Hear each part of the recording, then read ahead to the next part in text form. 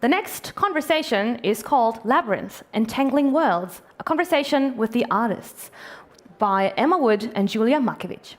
Emma is a weaver based in Berlin. Her work focuses on research and experimental material development, specializing in the intersection of heritage weaving techniques, technology, and textile engineering. Julia Makivic is a designer of alternative controller games who divides her time between London and Belgrade. Her games explore what it means to have an emotional exchange with a computational system. She is currently a lecturer at the Creative Computing Institute at the University of Arts, London. In 2024, Amaze and Now Play This co-commissioned a work by bringing together London-based game designer Julia and Berlin-based weaver Emma, resulting in Labyrinth. Labyrinth is an interactive installation where players weave their own labyrinth, crossing paths before their own personal journey is revealed. In this session, Amaze program curator Zuraida will have a conversation with Emma and Julia to talk about the process, the collaboration, observing people playing their work for the first time, bridging two different artistic worlds in one interactive installation, and anything else that comes with creating a new work from scratch while you have never met your collaborator before. Everybody, please welcome Emma, Julia, and Zuraida.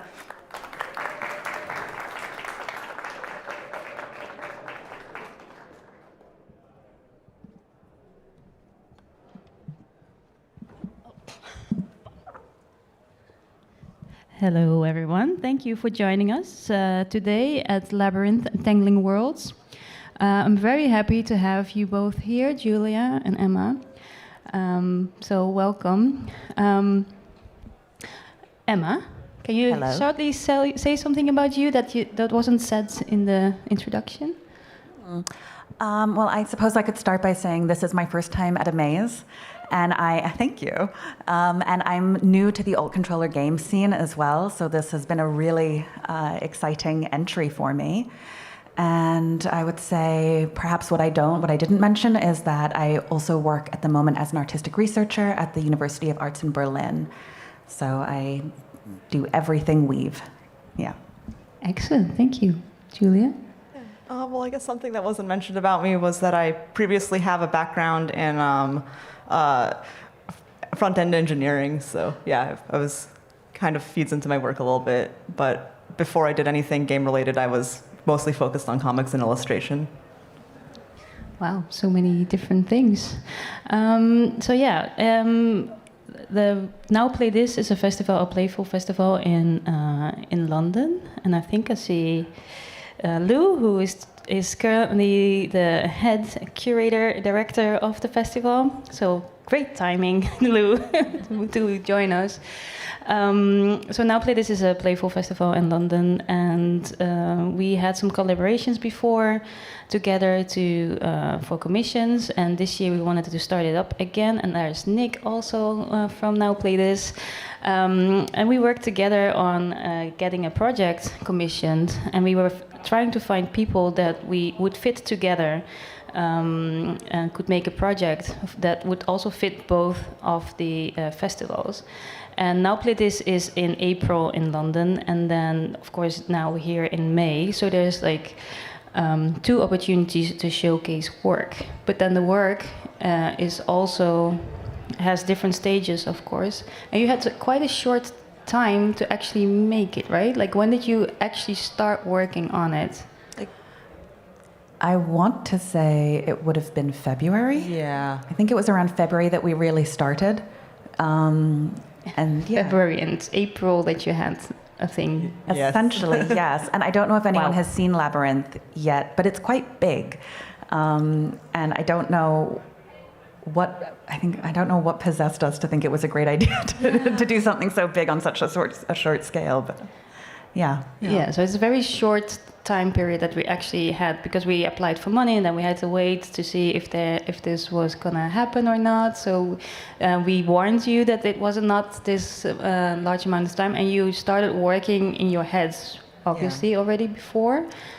And how was it to meet for the first time? Did you meet before, or did we throw you into a conversation just there and then? No, it was a total blind date. Yeah. worked really well, though. I don't want to speak for you, That but was I great. I hope it worked well. Yeah. Yeah, I mean, we did a lot of, we agreed from the beginning that we would meet weekly online and we would go over our ideas, we would have an exchange. Yeah. And yeah, then we met for the first time when you came to Berlin to do some practical work together. Yeah. Yes, because you are based in, London. and you are based in, Berlin. and you are from, Well, I'm from the States. Yeah. and you are from I'm British American. British American. Okay.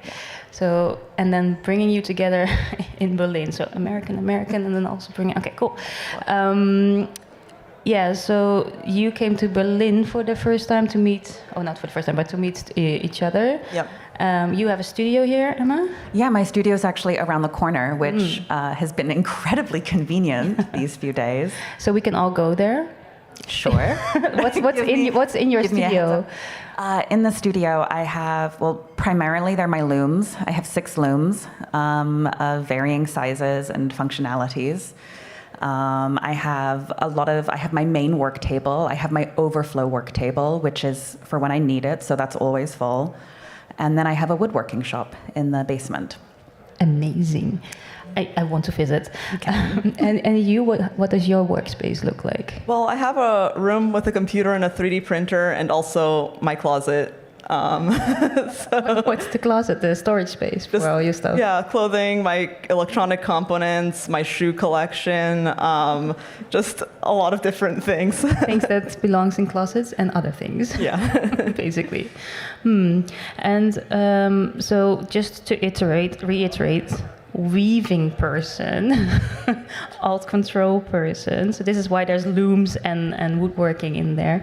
Did you do anything with woodworking or weaving, or No. did you? No, nothing. Not with woodworking or weaving. I know how to sew a button on my coat once it's fallen off, but that's about Oh, it. that's more than I can do, actually. But yeah, cool. How did you get into weaving, actually? I'm not really sure. I think kind of by accident. Well, I grew up in England, and the school system there allows you to focus pretty early on. Like before you go to university, you can really narrow your field. And I enjoyed working with cloth and fiber. And at one point, someone said something to me about textiles, and I just thought that's a good idea. So then off I went, and I thought I would study it without really knowing what it was. And then I found weaving, and then I thought, this is great. I'll just do this. Yeah, so then I have my bachelor's and my master's in weaving, and I moved to Berlin 12 years ago, and I've been working as a weaver here ever since. And what does that mean, working as a weaver? To begin with, it meant saying yes to everything. There's not that many job opportunities for a weaver, surprise. And there's not really a clear roadmap of how you make a living that way. So I started really just by saying yes to everything. And, I think that was really a fantastic gift I could get, because it opened me up to so many fields that I never would have engaged with before. Now I'm at a point in my career where I have the luxury of being able to start saying no to things. But I don't want to let go of the lessons I learned. And that's part of why also, when I heard about this opportunity, it didn't take long to just say yes, because you can recognize this for what it is. It's the chance to get engaged with a whole new community that just seems so exciting. So I thought it was a really good chance to just say yes to something again. Yeah, I'm very happy that you said yes. Julia, how did you go from front engineering to more out control stuff? Well, I guess it would probably start when I went from the US to Goldsmiths College in London, where I got an MFA in computational art, and they had a physical computing class there. And before, I had done a lot of my work was more front-end based, so I was particularly interested in kind of like interactive fiction, point-and-click novels, or like making an interactive web-based comic. But then when I came to London and took my first physical computing class, I realized like there was this immense power in making an inanimate object seemingly come to life. So, you have this little interactive system embedded in an unassuming surface, and all of a sudden that surface reacts to you, and I thought that was really beautiful, and that kind of, I don't know, it made me just want to do that afterwards. So, yeah. Was that a course with Phoenix also? Yes, yeah, Phoenix Perry. I took her Approaches to Play class at Goldsmiths, and she introduced me to all controls. She said she saw me build one of my first little interfaces and was like, there's an entire group of people that do this, and I'm like, oh, so that's how I got into it. Yeah, that's amazing. So coming back to when you got the call from Mesa Now Play This to work together, you both said yes, which was for us like, yeah, that's super cool that we get to see what an alt control person and a weaving person, what they can do together. So can you explain a little bit like how the first thought process went for you both when you said yes and what you would imagine it to be? Ooh. So I was just excited, yes, I want to build something. But yeah, I think I was particularly excited when I heard that I would be working with a weaver because I really like making tactile interfaces, and weaving and fabric are a material that I don't really know much about. So when I first heard it, I was just like, okay, this is very exciting, and I was quite excited. Yeah. And I mean, I was also, of course, very excited, and also really grateful, from starting to talk to Julia, and also from the first meeting with Now Play This and Amaze, just getting a feel for what type of thing they had in mind, what they were open to, which is exactly what you wanted to hear, was just that they were really open-minded. And then talking to Julia, it was so reassuring also because, gaming, programming, I deal with some programming in my work because I work with e-textiles predominantly, but that's the small part. And weaving is how I understand things around me. Weaving is how I understand new technologies. So being able to partner with someone who was so open to making weaving and physical materiality so central to the game was, it felt like a gift. Okay, and what did you do the first time you went to Berlin and met each other? Like, was there a lot of tactile information that you exchanged, or because you cannot do that over the internet? And yeah, so I brought my cubes. So we decided to see the cubes next to the rope and interact with the rope, and we confirmed to great relief that our core mechanic works. So that was definitely, I'd say, a highlight of the trip. I'm so glad you remember this, because for me it feels so long ago. I'm like, what did we even do? So I'm glad you remember. But that was the idea. You were working on the electronic components in London, and I was working on the textile components here, and we wanted to be able to just stick them together and make sure the concept had legs. Yeah. How did you end up with the cubes and the ropes? And was it your cubes and your ropes, or did it come together at the same? How did you talk about this to get to that point? Yeah. I think the ropes came first, perhaps. I think so. I normally work on a very small scale. Most of my samples, most of the fabrics, the materials I develop will fit within the palm of your hand. And this seemed like a really good chance to just scale things up, to work really big, I'm really interested also with the theme of Now Play this whole idea of liminal and existing in between. It was this whole question of, can we create an environment where people have to get within the cloth themselves? Yeah. They're going to be kind of weaving this material around themselves. They're in between these threads. And so then scaling up to something like rope and making it a really heavy, embodied experience, I think kind of clicked. Yeah. And then the cubes came. Yeah, I mean, I think I, from the start, wanted to I think I'd seen another exhibition here in Berlin at the Chroma Gallery where they had this really beautiful LED curtain, and I really wanted to work with LED lights. So I think the iteration process for the LEDs went through a few different steps, but at the end I decided to kind of make this large-scale grid where LEDs were embedded in these acrylic cubes. And I think that we had a few different iterations of what I think that we agreed that we wanted weaving to be the core mechanic and that we both wanted a large-scale thing. But in terms of what the purpose of the weaving would be, how that would be reflected, that took a few discussions and a few prototypes and iterations. But at the end, I think that we both agreed that we kind of wanted it to be experiential, not necessarily have a set goal, but to kind of have the interaction mirrored within the LED display. So I think that was kind of the connecting theme throughout the whole discussion. Were there any differing opinions that you had to solve at some point? Nice. Yeah, I mean, I don't think so. Yeah, actually, one thing that kind of shocked me was that I feel like we were on the same wavelength a lot of the time. Like, I think that while I was working with you in Berlin, we went to grab some dumplings at some point, and then I think that you were like, okay, Julia, don't hate me, but I think that I don't actually want this to be a game. I want it to be experimental. And I was just like, no, I was literally thinking the exact same thing. So I feel like we kind of ended up aligning on a lot of the things. I don't think there was that much conflict necessarily. And I was really relieved because I'm also a person who will have a lot of 11th hour ideas or suggestions at the last. So saying please don't hate me, I started a lot of our conversations that way. Please don't be mad, and you were so open and so flexible to those. Yeah. I mean, yeah, because I think I'm a little bit the same sometimes, I get it. Feels very fitting to Amaze and Now Play This, those those approaches actually. If you see Thorsten and me talking and very last minute stuff happens, then all of a sudden. So I'm happy to hear that it went well in that sense, and that the matchup was good. So Now Play This was the first time you got to see it in action.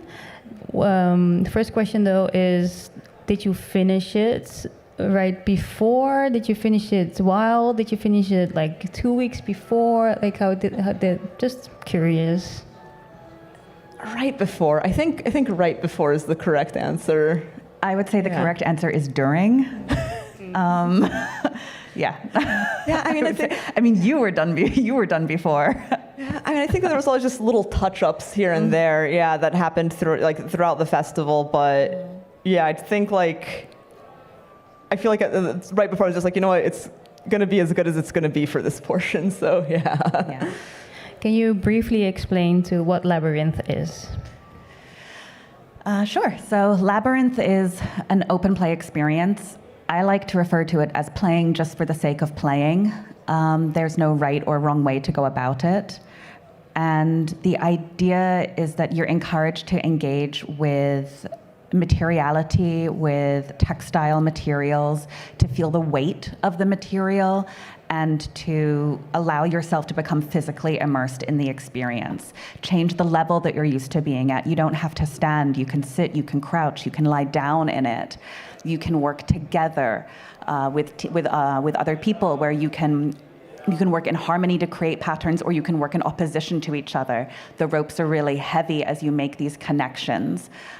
So sometimes your connection will undo or break someone else's. Or you can say, leave me alone, I want to do this on my own. Yeah.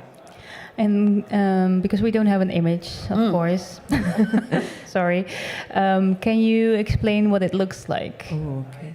Well, it consists of two main parts. One of them is a 4x8 LED matrix encased in engraved acrylic that sits on a little table, but in front of it is a 4x8 ropes on each side, and each of those ropes have either a blue or a green color, and you connect the blue rope to the green rope to make a connection on the LED matrix. Yeah.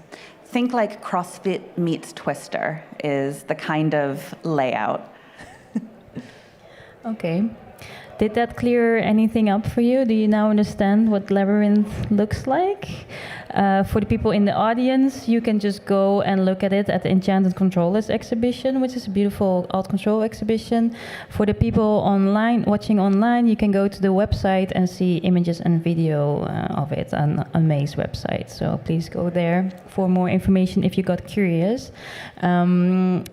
So during Now Play This, you saw that for the first time people interact with it. Did it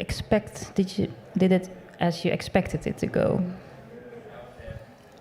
For me, yes. I don't know about you, but for me it was very expected, I think. I feel like we sort of identified what some of the maybe more fragile points would be, and I think they sort of behaved a bit expected. But I guess it was your first time showing an alt control game, so what was your impression? I can't say it went as expected or didn't, because I had no idea what to expect. So it was completely new for me, and I'm not used to people so actively engaging with the materials that I make.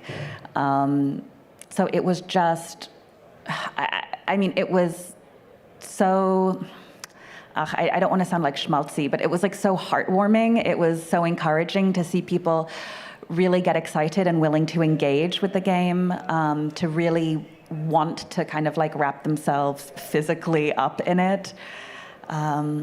Yeah, I don't know. I don't really know how else to describe it.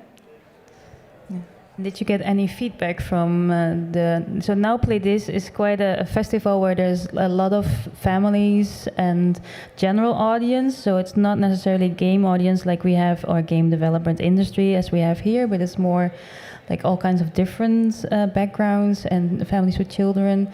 How did that go? Did the parents also play when they were children? Yeah. Yeah? Yeah. Yeah, the parents certainly also played. My favorite experience is watching kids be in the game who are just like completely like chaos agents who just wanted to tangle it up, make knots, do whatever. And they've got a parent behind them who can see a logic in the game, and they're just like waiting patiently, like it's just, they're saying, no, try that one. But yeah, I would say like also the biggest lesson I learned from that is durability. Yeah. You know, like, yeah. So the game kind of got remade in the short time between Now Play This and Amaze. Okay. Yeah, so what were the changes did you make any changes? Like what was for you, so durability is one thing that you got to be aware of. Like how did that feed back into your process of making it a little bit better or others for Amaze? Yeah.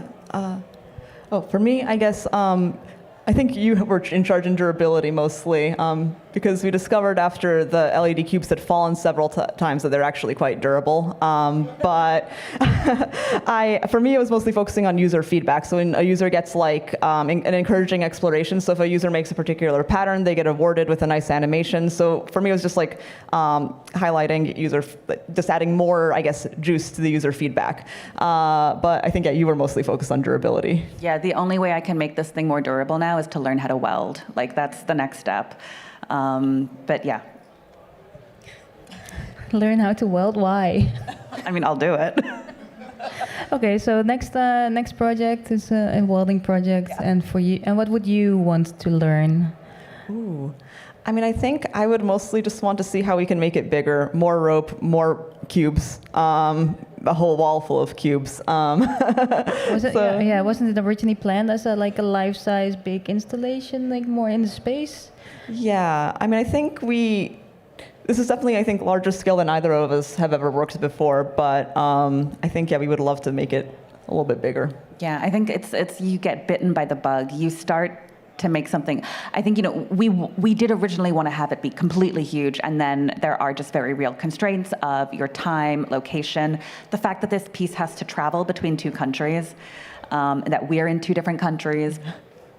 But then, yeah, you get bitten by the bug. You see it in the scale that it's at, and you already start to envision it like bigger and bigger and bigger. And what if these ropes were even larger? And what if we filled a whole room with them? And, yeah.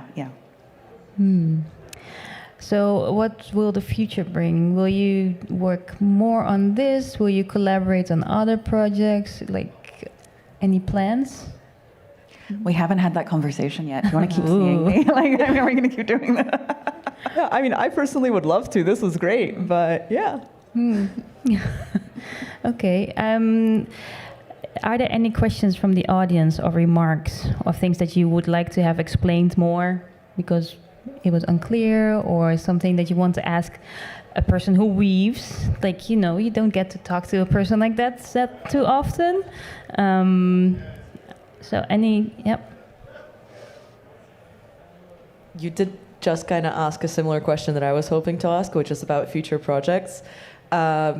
Maybe you haven't had that conversation before together, but thinking about Labyrinth specifically, is there a different direction that you would want to go to with a tactile sort of installation, or something, like a new area you would want to explore separately, since you haven't talked about it? What is a future project that you're like, looking at this is the next thing I want to do? Well, for me, I think I would be maybe curious about exploring how I can turn it into more of a soundscape as well. I think that an audio component could be very interesting in addition to the visual component. So I think just adding another dimension to it, that's something which I would definitely be curious about. Yeah, and for me, I think I'd really like to have a chance. I mean, I understand a little bit about the programming, about what's happening kind of behind the scenes with it, but I'd like to have the chance to like actively learn more about that as well. I've learned a lot from Julia in the last few months, but that's been like also just passive from like watching her and listening to her, and I'd love to have a chance to kind of more actively learn about what's involved in the game. Paul, do you have any questions or things that we didn't talk about that you really would like to talk about? I have a question and also like a remark, or like what I found very interesting when you talked about setting up the installation and coming by here. It's like I think I remember I heard you saying that it's like 100 kilograms of rope that you have to bring. Is that actually that heavy? So in total, the ropes themselves are not 100 kilos. The ropes with the pipe attachments are between like 45 to 50 kilos. And then each one of the ropes is set into a concrete block, which is then like in an acrylic casing. And the weight of those cement blocks is at least 5 kilos each. So it does add up. I am getting like my upper body workout in, and yeah. That's very cool. It's like would be great to see that on even a bigger scale. And a question I had for you is like, now that you've done weaving in like a game or a play context, is there anything that you learned or any ideas that you take with you back to your weaving craft? Absolutely. I think this has been incredibly valuable for me, especially with my own research that I'm working on right now. So I'm about a third of the way through my own artistic research project.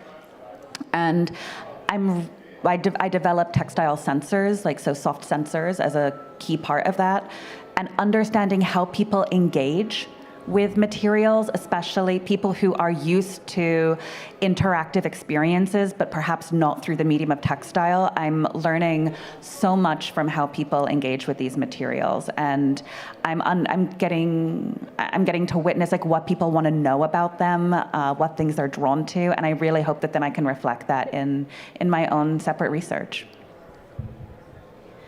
Okay, I think this was the time for us. Thank you so much for doing you. the project and so for being with us. And I'm looking forward to see what the future brings for both of you, and maybe together collaborations. Thank you. Thank you for the chance. Thank you. Thank you very much.